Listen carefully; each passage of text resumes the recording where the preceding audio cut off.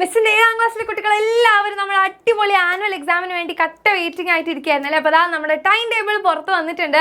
So എങ്ങനെയൊക്കെയാണ് എന്തൊക്കെയാണ് ഓരോ ദിവസം ഏതൊക്കെയാണ് എന്നാണ് തുടങ്ങുന്നതെന്നൊക്കെ നമുക്ക് നോക്കാം.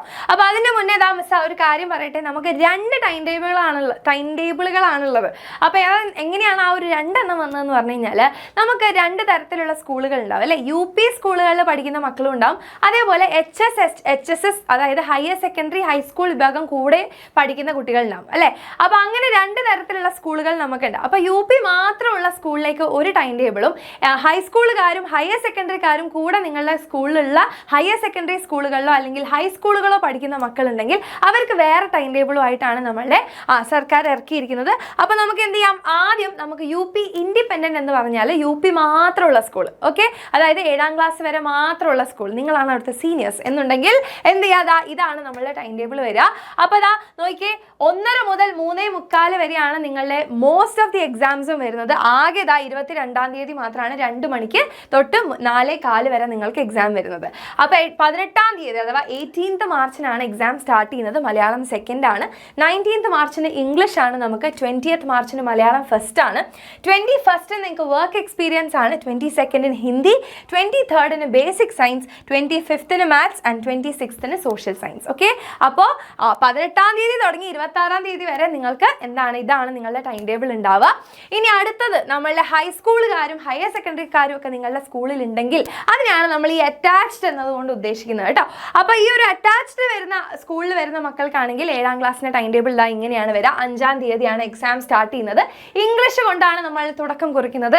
ദെൻ 7th നിങ്ങൾക്ക് Malayalam second, 14th Malayalam first ആണ്, 16th മാത്സ് ആണ്, 19th ബേസിക് സയൻസ് ആണ്, 21st വർക്ക് എക്സ്പീരിയൻസ് ആണ്, 23rd social science and 26th Hindi.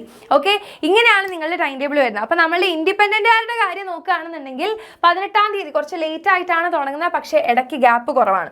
പക്ഷെ നമ്മൾ അറ്റാച്ച്ഡിൻ്റെ കാര്യം നോക്കുകയാണെങ്കിൽ നേരത്തെ തുടങ്ങുന്നുണ്ട്, അതിൻ്റെ ഇടയിൽ ഗ്യാപ്പ് ഉണ്ട്. ഓക്കെ, അപ്പോൾ എന്തായാലും 2 പേർക്കും പഠിക്കാൻ കിട്ടുന്ന സമയമൊക്കെ ഏകദേശം ഒന്ന് തന്നെയാണ്. ഒന്ന് ഇടയിൽ കിട്ടുന്നു, ഒന്ന് ആദ്യം കിട്ടുന്നു എന്ന് മാത്രമേ ഉള്ളൂ.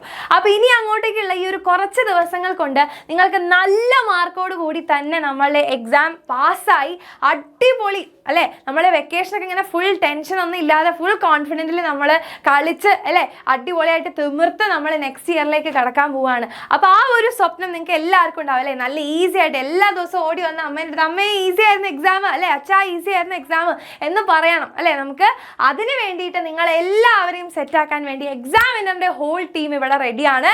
അപ്പോൾ ഇനിയുള്ള കുറച്ച് ദിവസങ്ങൾ എങ്ങനെ പഠിച്ചാലാണ് എഫക്റ്റീവായിട്ട് പഠിച്ച് നല്ല മാർക്കോട് കൂടി പാസ്സായിട്ട് കോൺഫിഡൻ്റ് ആയിട്ട് പോയിട്ട് എക്സാം എഴുതാൻ പറ്റുക നിങ്ങൾക്ക് പറഞ്ഞു തരാൻ വേണ്ടിയിട്ട് എക്സാമിനർ ഫാമിലി വരുന്നുണ്ട് നാളെ സൺഡേ ഈ താഴെ കാണുന്ന സമയത്ത്. അപ്പോൾ കറക്റ്റ് ടൈമിൽ എല്ലാവരും ഫ്രണ്ട്സിനെയൊക്കെ കൂട്ടിയിട്ട് വരിക.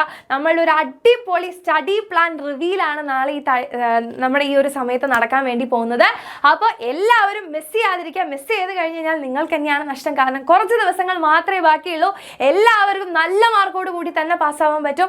അപ്പോൾ ആ ഒരു കോൺഫിഡൻസ് നിങ്ങൾക്ക് കിട്ടണം എന്നുണ്ടെങ്കിൽ എന്ത് ചെയ്യണം, നമ്മൾ അടിപൊളിയായിട്ട് ഇനിയുള്ള ദിവസം പഠിക്കണം. അപ്പോൾ അതിനുവേണ്ടി ഹെൽപ്പ് ചെയ്യാൻ എക്സാമിനർ ഫാമിലി റെഡിയാണ്. അപ്പോൾ ഏതൊക്കെയാണ് ഇനി വരുന്ന ദിവസങ്ങളിൽ നിങ്ങൾക്ക് വേണ്ടിയിട്ട് നിങ്ങൾ എങ്ങനെയാണ് പ്ലാൻ ചെയ്യേണ്ടത് എന്നൊക്കെ അറിയണമെങ്കിൽ എന്ത് ചെയ്യുക, നാളെ ഈ താഴെ കാണുന്ന സമയത്ത് നമ്മുടെ ചാനലിലേക്ക് വരിക. അപ്പോൾ എല്ലാവരും ഒരു കാര്യം കൂടെ ചെയ്യണം. എന്താണ്, ഇവിടെ നമുക്ക് 2 എണ്ണം തന്നിട്ടുണ്ട് അല്ലേ, അറ്റാച്ച്ഡും തന്നിട്ടുണ്ട് ഇൻഡിപെൻഡൻറ്റും തന്നിട്ടുണ്ട്. അപ്പോൾ നിങ്ങൾ ഏത് വിഭാഗത്തിലാണ് പെടുന്നത്, UP സ്കൂൾ മാത്രമാണെങ്കിൽ UP ഇൻഡിപെൻഡൻറ്റ്, HSSും ഉള്ള സ്കൂളാണെന്നുണ്ടെങ്കിൽ അറ്റാച്ച്ഡ്. അപ്പോൾ നിങ്ങൾ ഏത് വിഭാഗത്തിലാണ് പെടുന്നത് എന്നുള്ളതൊന്ന് താഴെ കമൻറ്റ് ചെയ്യുക. അതോടൊപ്പം തന്നെ നമ്മുടെ ഈ വീഡിയോയുടെ ഡിസ്ക്രിപ്ഷൻ നിങ്ങൾ നോക്കുകയാണെന്നുണ്ടെങ്കിൽ നിങ്ങൾക്ക് അവിടെ അറ്റാച്ച്ഡ് എന്നും അതേപോലെ തന്നെ ഏതാണെന്നുള്ളത് നിങ്ങൾക്ക് കൊടുക്കാനുള്ള ഓപ്ഷൻ അവിടെ കാണാൻ പറ്റും. അപ്പോൾ അതൊന്ന് എന്ത് ചെയ്യുക, എൻ്റർ ചെയ്യുക. ഒരു ഗൂഗിൾ ഫോമിൽ ഏത് വിഭാഗത്തിലാണ് നിങ്ങൾ പെടുന്നത് എന്നുള്ളത് ഒന്ന് എൻ്റർ ചെയ്യുക. അതിനനുസരിച്ച് നിങ്ങൾക്ക് വേണ്ട ക്ലാസ്സസ് ഒക്കെ അടിപൊളിയായിട്ട് നമുക്ക് തരാൻ പറ്റും. അപ്പോൾ എല്ലാവരും എന്ത് ചെയ്യുക, നാളത്തെ ഇവന്റ് അറ്റൻഡ് ചെയ്യുക. അതോടൊപ്പം തന്നെ ഈ കമൻറ്റ് ചെയ്യാനുള്ള കാര്യം, നമ്മുടെ ഗൂഗിൾ ഫോം ലിങ്കിൻ്റെ കാര്യം മറന്നു വരുത്. Thank you and all the very best മക്കളെ.